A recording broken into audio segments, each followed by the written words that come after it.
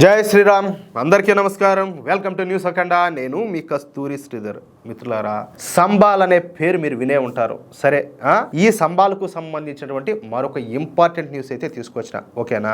ఈ సంబాల్ గురించి నేనే మన న్యూస్ అఖండ ఛానల్ ద్వారా కనీసం ఒక 30 వీడియోల దాకా చేసి ఉంటా. అయితే ఈ మధ్య కాలంలో మన ఛానల్ కూడా కొత్తగా చాలా మంది సబ్స్క్రైబర్లు అయితే వచ్చారు. కాబట్టి తెలియని వాళ్ళ కోసం ఈ సంబాల్ గురించి ముందుగా కాస్త చెప్పే ప్రయత్నం చేస్తా.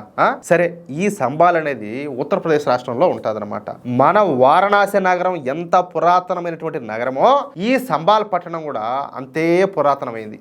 నిజానికి ఈ సంబాల్ పట్టణం అనేది ఒకప్పుడు మహానగరంగా వెలిసిల్లింది.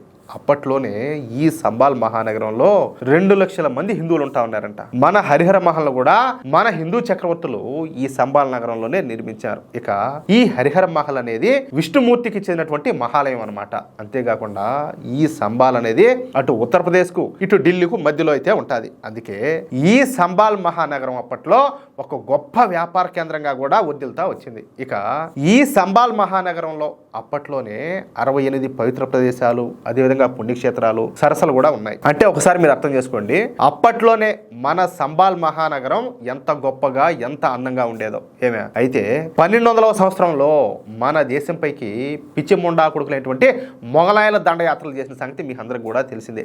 నిజానికి మన దేశం మీదకు దండయాత్ర చేసినటువంటి వీళ్ళంతా కూడా రాజులైతే కాదు. ఏమే వీళ్ళంతా కూడా ఈ రాతియుగం ఉంటుంది కదా, ఆ రాతియుగం అన్నట్టు మధ్యయుగం కాలం నాటి నాగరికతకు చెందినటువంటి వాళ్ళు కావడంతో వాళ్ళు అత్యంత కర్కశంగా, మూర్ఖుల్లాగా, కనీసం వావి వరుసలో లేకుండా, విలువలు అనేటివి లేకుండా రాక్షసులాగా ఉంటా ఉన్నారు అనమాట. వాళ్లకు మన ఆచార వ్యవహారాలు, మన సంస్కృతి సాంప్రదాయాలు, అదేవిధంగా మన కట్టుబొట్టు, మన వ్యవహార శైలి, మన సంపదలు ఇదంతా చూసి మన ప్రజల జీవన ప్రమాణాలు చూసి కళ్ళు తేలేశారు. ఎందుకంటే వాళ్ళు ఆ ఎడారి దేశాల నుంచి వచ్చారు. ముండాకుడుకులంతా కూడా వాళ్ళకు ఈ మట్టి దెబ్బలు, ఇసుక దెబ్బలు తప్పితే వాళ్ళకి ఏమీ తెలియదు. తినాలన్నా కూడా వారి దేనైనా కొట్టుకొని ఏమన్నా కాదు, ఎడార్లు ఏమైనా కొట్టుకొని తినాల్సిందే వాళ్ళు. అటాటి ప్రదేశం నుంచి వచ్చాడు వాళ్ళు. వాళ్ళకి ఇదంతా చూసి తల్లికి దిమ్మ తిరిగిపోయిందట. ఏందిరా స్వామి ఇదంతా కూడా అని చెప్పేసి ఇంకా నీతి జాతి విలువలు లేని రాక్షస ముండాకుడుకులు అయిపోతుంది. ఇక అప్పట్లోనే మన దేశంలో ఉన్నటువంటి దరిద్రం ఏంటంటే మన రాజుల మధ్య ఏంటంటే విభేదాలు ఉంటా ఉన్నాయి. మనకి ఎప్పుడు అది సరామములే. ఇప్పుడు అధికారం కోసం ఈ ముండాకుడుకులంతా కూడా ఎట్లయితే నీతి జాతి లేకుండా ఎట్లయితే సచారో అదే మారిగా అప్పుడు కూడా ఉంది పరిస్థితి. ఏమే ఒకరిపైన ఒకరు కత్తులు దూసుకుంటా ఉన్నారు. ఈ అవకాశాన్నే ఎవరు ఈ ఉన్మాదులైనటువంటి ఈ జిహాదీ తెగలో చక్కగా ఉపయోగించుకున్నాయి. మొదట జయచంద్రుడు అనే రాజును పట్టుకొని ఒక్కొక్క సామ్రాజ్యాన్ని జయిస్తా చివరికి ఉత్తరాది మొత్తాన్ని కూడా తమ గుప్పిట్లోకి తీసుకున్నారు. ఆ సమయంలోనే సకల సౌకర్యాలతో, సిరి సంపదలతో, పంటలతో వర్ధిల్లుతున్నటువంటి మన సంబాల్ మహానగరాన్ని కూడా స్వాధీనం చేసుకొని ఆ సంబాల్ మహానగరంలో విధ్వంసం సృష్టించారు.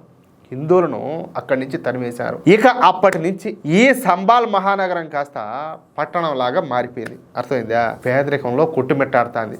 ఇక్కడ నిరక్షరాస్యుల అంటే చదువుకోని వాళ్ళ జనాభానే 50% పైబడి ఉంటుంది అన్నమాట. చదువు అనేది లేకుండా పోయింది. ఇక జనాభా అంతా ఇంక వాళ్ళు ఉంటే జిహాదీగాళ్ళు ఉంటే చదువు పెట్టి పుస్తకాలు వచ్చదా. ఇక ఇప్పుడు ఈ సంబాల్ పట్టణంలో 80% ముస్లింలు ఉంటే 20% మాత్రమే హిందువులు అయితే ఉన్నారు. అది ఈ సంబాల్ యొక్క చరిత్ర. అయితే చెప్పా కదా, ఈ సంబాల్ పట్టణం అనేది అటు ఢిల్లీకు ఇటు ఉత్తరప్రదేశ్లోని ఇతర నగరాలకు మధ్యలో ఉంటుంది. అందుకే ఈ సంబాల్ పట్టణం అనేది వాణిజ్య పట్టణంగా తయారైందనమాట. దీంతో ఈ సంబాల్లో పెద్ద పెద్ద జాతీయ రహదారులన్నీ కూడా ఏర్పడినాయి. ఈ జాతీయ రహదారులన్నీ ఏర్పడడంతో ఈ జిహాదీలు ఈ జాతీయ రహదారుల పక్కన ఉన్నటువంటి ప్రభుత్వ స్థలాలను ఆక్రమించుకొని ఏది నాయన్ గారు అయినట్టు అక్కడ నివసించడం మొదలుపెట్టారు. అయితే రేపటి నుంచి ఉత్తరప్రదేశ్లో కన్వర్ యాత్ర అయితే ప్రారంభంగా ఉండదు. ఈ కన్వర్ యాత్ర అనేది అత్యంత పవిత్రమైనటువంటి యాత్ర అనమాట. భక్తులంతా కూడా ఈ యాత్ర సమయంలో వాళ్ళు పూర్తిగా ఈ కాలినడకనే ప్రయాణం చేయాలి. కాషాయ రంగు వస్త్రాలనే ధరించాలి. ఏది ఇప్పుడు మనం ఐపమాల వేసుకుంటే కొంతమంది వచ్చేసి కాషాయ బట్టలు వేసుకుంటారు, కొంతమంది వచ్చేసి నల్ల బట్టలు వేసుకుంటారు. ఆ విధంగా ఈ కన్వర్ యాత్ర చేసేవాళ్ళు ఖచ్చితంగా కాషాయ బట్టలనే ధరించాలి. ఇకపోతే ఈ కన్వర్ యాత్ర చేసేటటువంటి భక్తులు తప్పనిసరిగా సాత్వికమైనటువంటి ఆహారమే తీసుకోవాలా. ఈ మద్య మాంసాలన్నిటి అస్సలే తీసుకునేకూడదు. అత్యంత నిష్ఠతో ఉండాలి. ఇకపోతే యాత్రికులు విశ్రాంతి తీసుకునే సమయంలో కూడా ఎట్టి పరిస్థితుల్లో కూడా కావిడిని నేల మీద అయితే పెట్టకూడదు. చేయకూడదు. ఈ విధంగా చేస్తే కన్వర యాత్ర అనేది అసంపూర్ణం అని చెప్పి భావిస్తారనమాట. అంటే అది పూర్తిగా అన్నట్టే. ఆ సమయంలో కావిడిని చెట్టు కొమ్మకో లేకపోతే ఏదైనా ఎత్తులోనో పెడతారు, అంటే నేలను తగలకుండా. కానీ ఇక్కడ చూస్తేనేమో ఈ దారి కొనాముదులు ఈ జిహాదీగాళ్ళంతా కూడా గుడిసెలు వేసుకొని చెట్లను పొట్లను అన్నింటినీ కూడా కబ్జా చేసి పారేశారు. దీంతో ఈ విషయాన్ని గమనించినటువంటి మన ఉత్తరప్రదేశ్ ముఖ్యమంత్రి యోగి ఆదిత్యనాథ్ గారు నిన్న రాత్రికి రాత్రే 100 బుల్డోజర్లను అదేవిధంగా 500 ట్రాక్టర్లను రంగంలోకి దింపినారంట. దీని అమ్మ కొడుకు ఇంక ఉంటుంది సీను. ఈ గుడిసెలన్నింటినీ కూడా రాత్రికి రాత్రే తొక్కుకుంటా పోయి మొత్తం గుడిసెలన్నింటినీ కూడా ధ్వంసం చేసేసి ట్రాక్టర్లకు వేసి మొత్తం అంతా బయటకు దోసేశారు. చెత్తను కదా బయటకు దొల్లినట్టు బయట దొలిపారు దొబ్బినారు. అంతేకాకుండా ఆ ప్రాంతం మొత్తాన్ని కూడా సదరం చేసి ఆ ప్రాంతాన్ని పసుపు నీళ్లతో శుద్ధి చేసి పూర్తిగా పరిశుభ్రంగా మార్చేశారనమాట. ఇక మన పవిత్రమైనటువంటి కన్వర్ యాత్రను అక్కడ ఎలాంటి సమస్యలు కూడా లేకుండా ఉండేలా చూసుకునేందుకు ఏకంగా 1000 మంది పోలీసులు మోహరించారు. దేనికోసం? భద్రత కోసం.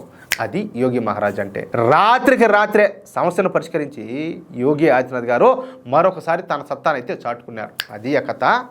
అట్టుండాలి. మిత్రులారా, ఈ న్యూస్ కనుక మీకు నచ్చినట్లయితే ఖచ్చితంగా ఈ న్యూస్ నలుగురికి షేర్ చేయండి. అదేవిధంగా ప్రతి ఒక్కరు కూడా మీ యొక్క అమూల్యమైనటువంటి అభిప్రాయాలను స్పష్టంగా కామెంట్ రూపంలో తెలియజేయండి. ఇంకో విషయం ఏంటంటే, ఇంతవరకు మీరు కనుక మన ఛానల్ను సబ్స్క్రైబ్ చేసుకున్నట్లయితే ప్రతి ఒక్కరు కూడా మన ఛానల్ను సబ్స్క్రైబ్ చేసుకోండి, సపోర్ట్ చేయండి ప్లీజ్. జై శ్రీరామ్, జై హింద్.